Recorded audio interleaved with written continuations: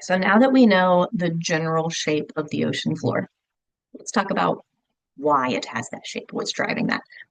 There are two different forces that shape the ocean floor. Endogenic forces, that means there are forces that are derived from inside the earth that tend to wrinkle Earth's surface. So, for example, tectonics, like volcanoes, the pimples of the earth, right, cause there to be bathymetry. Plate tectonics also cause mountain building and trench forming. It lifts some areas of the seafloor up during mountain building.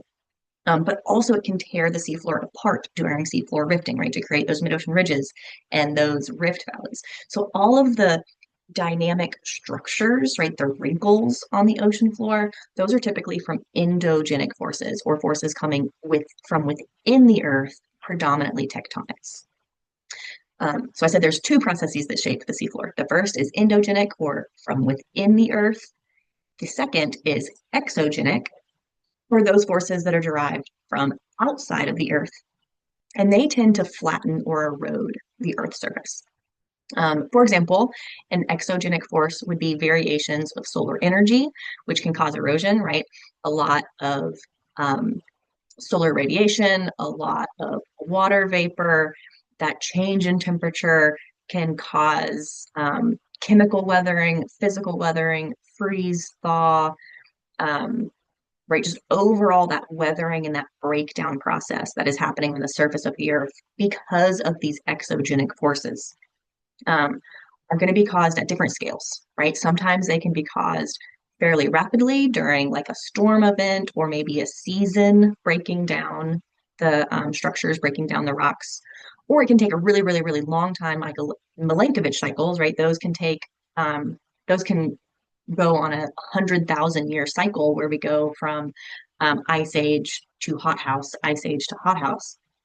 And those changes in temperatures are going to slowly weather, break down, flatten Earth's surface.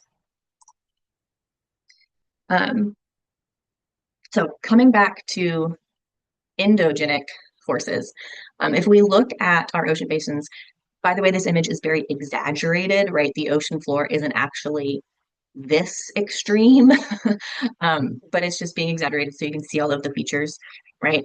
That continental shelf slope rise and trench, that is from plate tectonics, right? That's the separation, the divergent plate boundaries.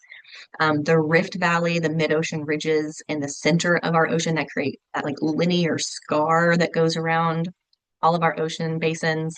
That's from like rifting and plate divergence. We also have seamounts and volcanic islands that are from those hot spots, right? Essentially the pimples on Earth's surface that come from a hot mantle plume um, beneath the ocean floor. So all of these things that wrinkle Earth's surface are going to be endogenic, right? Creating that really interesting bathymetry. And again, the vast majority of it come from plate tectonics. Think back to physical geology. Plate tectonics are caused by mantle circulation, right? The mantle is a solid, but it behaves plastically, meaning that it can flow very slowly over time, kind of like a plastic. And because of the heat generated within the Earth's core, it's heating the mantle from below. So that material rises up to the surface because it's buoyant, it has a low density. And once it gets to the Earth's surface, it can either erupt onto Earth's surface through volcanoes, such as through a mid-ocean ridge, or it can just be so close to Earth's surface that it cools down. And then because it cools down, it gets denser and it sinks, right? So we're creating this mantle convection. That mantle convection creates convection cells, which push, pull, and drive the lithospheric layer on top of it, right? So notice the red, that's the circulating mantle or the circulating asthenosphere. And then the gray part above it, that's the lithosphere, which includes the crust and upper mantle. And it is going to be pushed away from mid-ocean ridges by ridge push, um, dragged along where the mantle below it is convecting. That's mantle drag.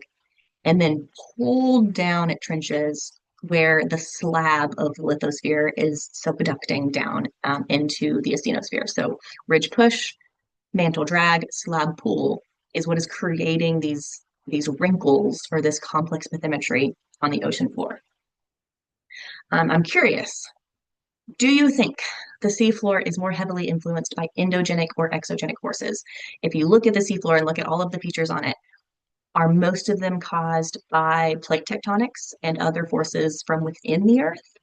Or are they caused by seasons and weathering and breakdown forces that come from outside the Earth, such as seasons or Milankovitch cycles? After you answer that question, go ahead and look at activity 5 in your homework packet, but you don't have to complete it yet. We are going to complete that activity together in class.